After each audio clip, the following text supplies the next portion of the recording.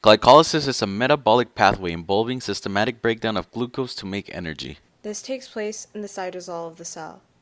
An easy way to remember this is by separating the word into two, Glyco, meaning glucose, and lysis, meaning breakdown. In glycolysis, a molecule of glucose, which is a 6-carbon compound, is broken down into two molecules of pyruvate, a 3-carbon compound. Energy is released as ATP and NADH. The pyruvate is metabolized in pathways that produce more energy. The process of glycolysis happens in two phases. The first phase is a conversion of glucose into two molecules of glyceraldehyde 3-phosphate. In the second phase, the glyceraldehyde 3-phosphate is converted into pyruvate and energy is produced. We will now show you the first phase of the glycolysis reaction. It begins with a molecule of glucose entering the cytosol, and the first reaction that takes place is the conversion of glucose into 6-phosphate, catalyzed by the enzyme hexokinase. In this reaction, ATP is converted into a molecule of ADP. Next, the glucose 6-phosphate is converted into its isomer, the fructose 6-phosphate, in a simple rearrangement reaction, and then another phosphate group is added to the first carbon of the fructose ring, making fructose 1,6-biphosphate. The reaction is catalyzed by the enzyme phosphorfructokinase. The fructose 1,6-biphosphate is then split into two molecules, glyceraldehyde 3-phosphate And dihydroxyacetone phosphate. The Krebs cycle. One can define the Krebs cycle as a biochemical pathway used to generate energy Through oxidation of acetyl-CoA. It is also used for NADH synthesis and the production of amino acids. This cycle takes place in the mitochondria of eukaryotes and in the cytosol of prokaryotes.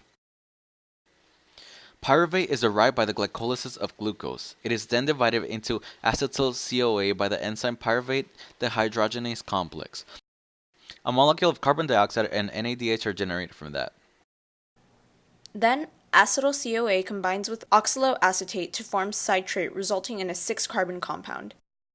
It is then isomerized into an isocitrate and oxidized into alpha-ketoglutarate, reducing a molecule of NAD into NADH and generating carbon dioxide. It is then converted into succinyl-CoA, once again reducing a molecule of NAD into NADH and releasing carbon dioxide. In the next step, the succinyl-CoA is converted into succinate by the enzyme succinyl-CoA synthase, and a molecule of GTP is generated. Succinate is then converted into fumarate by the enzyme succinate dehydrogenase, then into malate, and then back into oxaloacetate, resulting in a molecule of NAD being converted into NADH. The Krebs cycle results in 3 molecules of NADH, 1 molecule of FADH2, 1 molecule of GTP, and 2 molecules of carbon dioxide. But, since glucose is split into 2 pyruvate compounds for each molecule of glucose, this cycle runs twice, resulting in 6 NADH, 2 FADH2, 2 GTP, and 4 carbon dioxide molecules.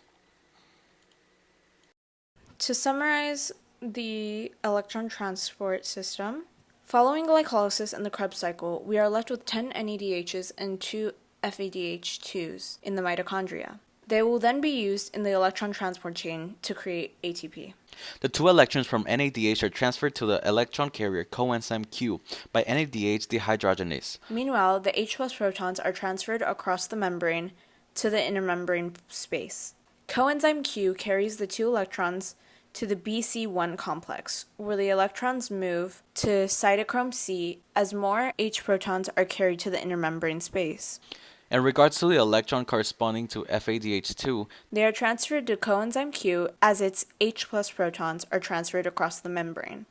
Meanwhile, cytochrome C carries electrons to the cytochrome C oxidase complex. H+ protons are transferred to the outside of the membrane by the cytochrome C oxidase complex. The cytochrome oxidase complex also manages to transfer electrons from cytochrome C to oxygen, forming water.